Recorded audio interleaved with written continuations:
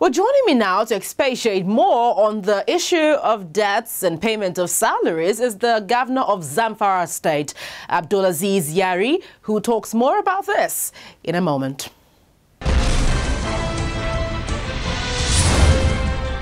Governor Abdulaziz Yari, welcome to the program. Thank you.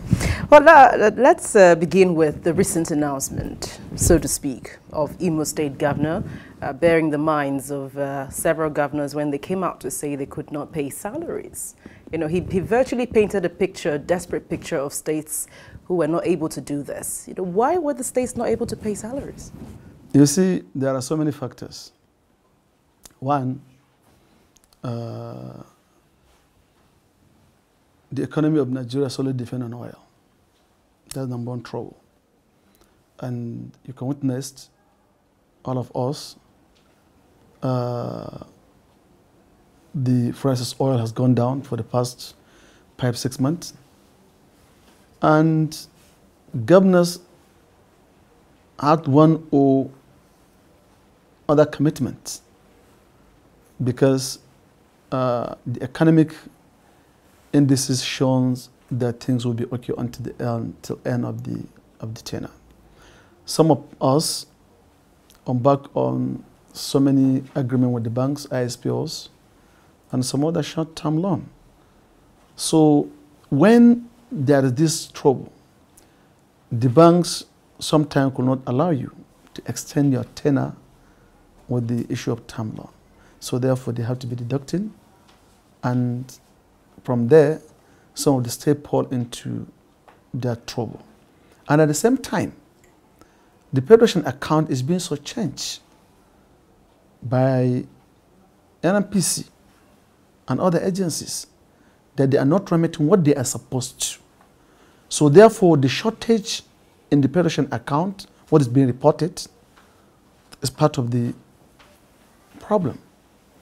So it's not as some other people perceive to look at because governors, they have taken a white elephant project, or governors are not good managers, or governors are reckless in their spending, so that would cause the trouble. That's not. Why now do the governors want a bailout? Do you think this is really realistic? Well, it's realistic if the governors need the bailout, because it's a global practice. America used to do the bailout, come to a rescue of a state if there's any trouble. And as I'm talking to you currently, either Argentina or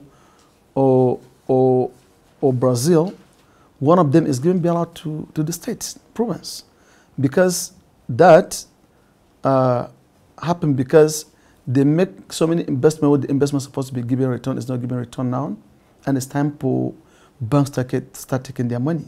And the same thing.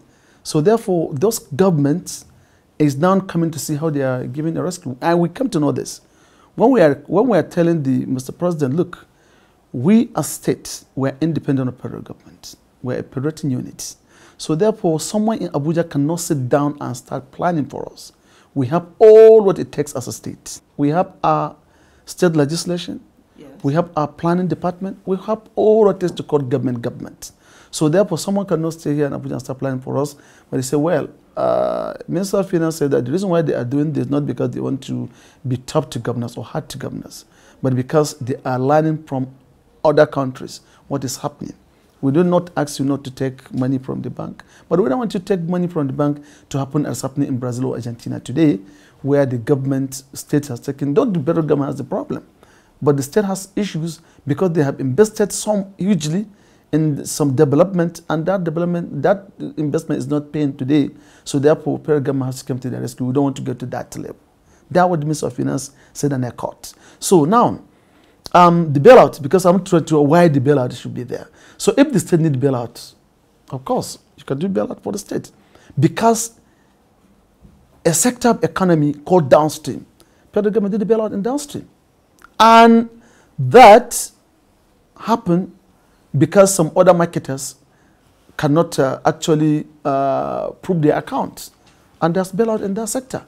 And what we're asking, if at all the bailout is possible or is going to be made, is lower than what bailout made by the federal government for downstream sector.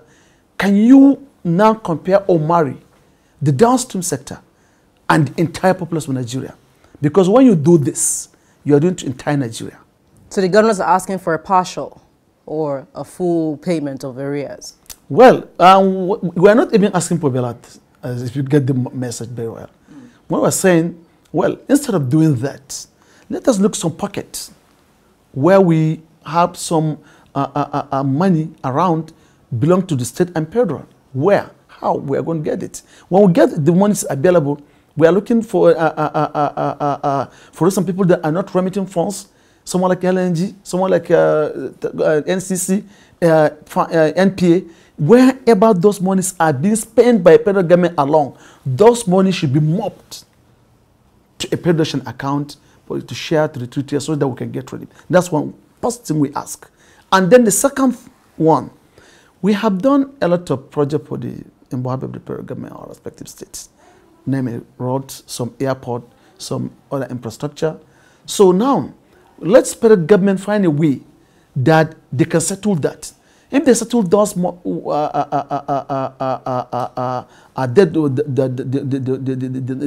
the debt between the state and federal, I think we can get somewhere. Some of the state can get relief, and also they can be able to pay all the arrears of their salaries without even asking the federal government for intervention. Now, you see, many people seem to think that this financial crisis is self-inflicted. That if the states paid more attention to boosting their internally generated revenues and other sources of revenues, there probably won't be this over-reliance on allocations from the federal government. In Lagos alone, that only Lagos, in the whole 36 states, that can be able today to tell you, yes, we can do without the allocation. It's only Lagos, but not any other state in Nigeria. Why is that? Because the opportunity Lagos had, none of us, none of the state had it. Being the capital of the federation for the past 70 years. I think Abuja came into existence, I think, in the early 90s.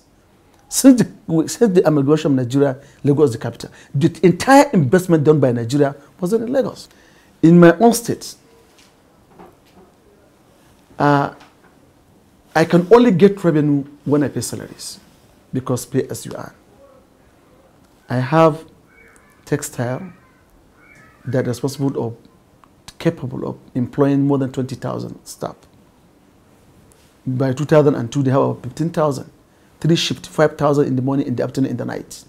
2/7 working.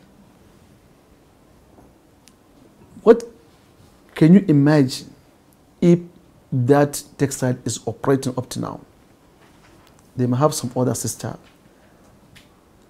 operational partners like Generis. Those will have about 27.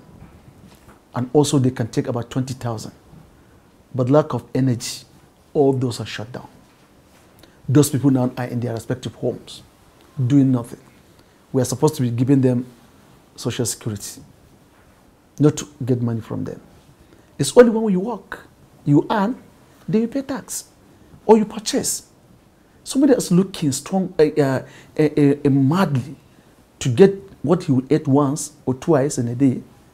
How can you knock his door and ask him to bring tax? What tax are you going to pay? So we had a long way to go.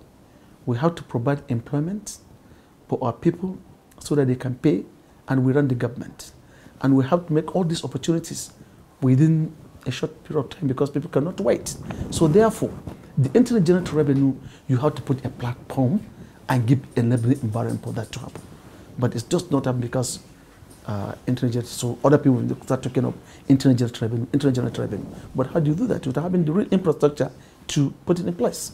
All right, Governor Abdullah says you have to hold on with your thoughts. We'll be right back. We're still with the governor of Zamfara State, and we're talking about the state's bailout and, of course, the consequences attached to it. Please stay with us. The accounting system of governments in Nigeria must change. There is no way a governor with his accountant general and a few other officials will just decide what happens to the monies of a state. I think that some of these charges must be consolidated.